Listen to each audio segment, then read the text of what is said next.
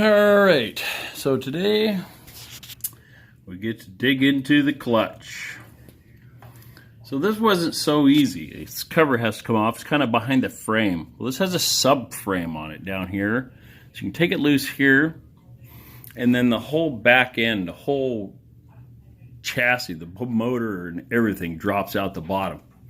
So I've got it hooked up here with a strap right now, just kind of holding everything in place. I dropped this down just enough. It gives me some wiggle room here. Just a little wiggle room to be able to get the cover here off.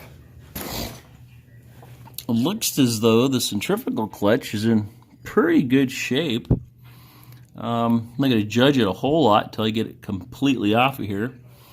But I'm betting that this in here is my problem. So I have to dig into it and take a look. So we'll get back with you and let you know how it goes. Pretty much committed now.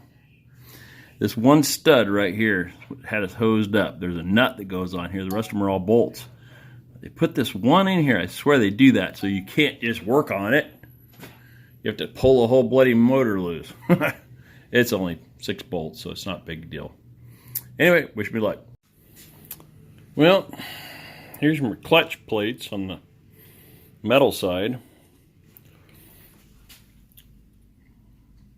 The pad side looks okay. The metal side, though, this thing's, like I said, been sitting for a long time. It's been slipping a little bit in the high gear crawling hills. So we're going to clean this up real quick. And throw it on here. Throw it on here. Snug it up a little bit. Get it on there. Polish them up a notch. Ooh, not quite tight yet.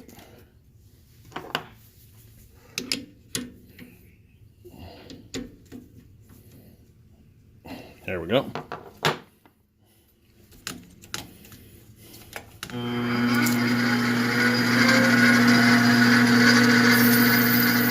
You're just going to touch it up with some emery cloth here. It'll polish right up. Just getting the rust off of it.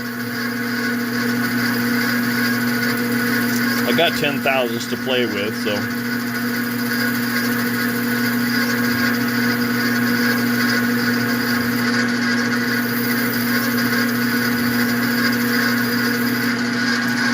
Then we'll take some 600 grit to it.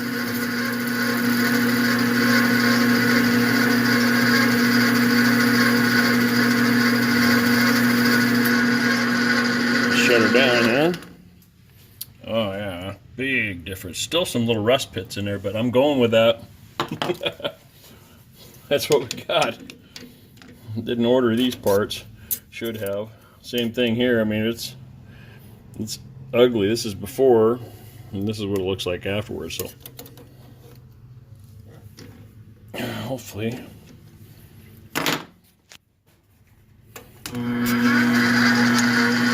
Hopefully it'll polish up and get some traction now.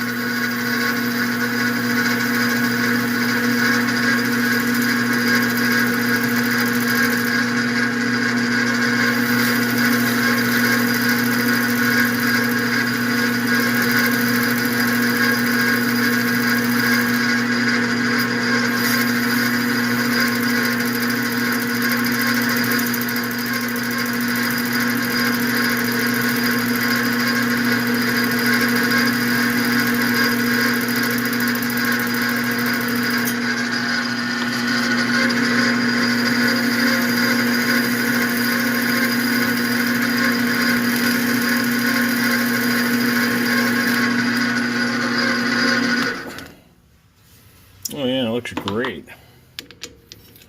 Better, not great, better.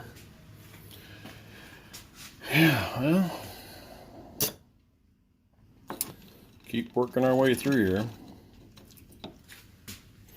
Work our way right through the stack. All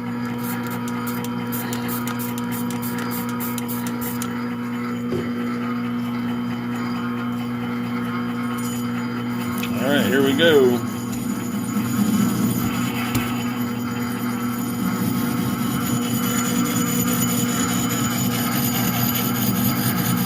cutting some grooves out of it for sure.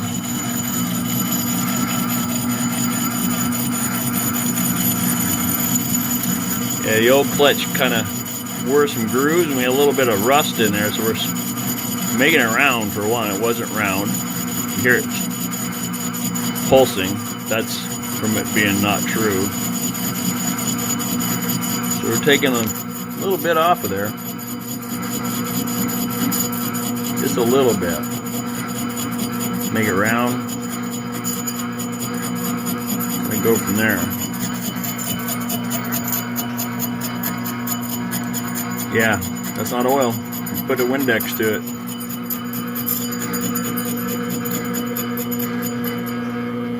Okay, let's see what we got here.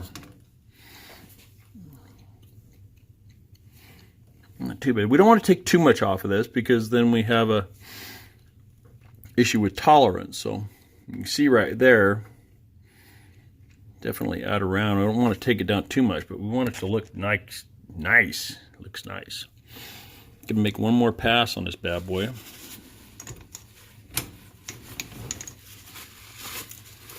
One more pass. And I think we'll be good to go.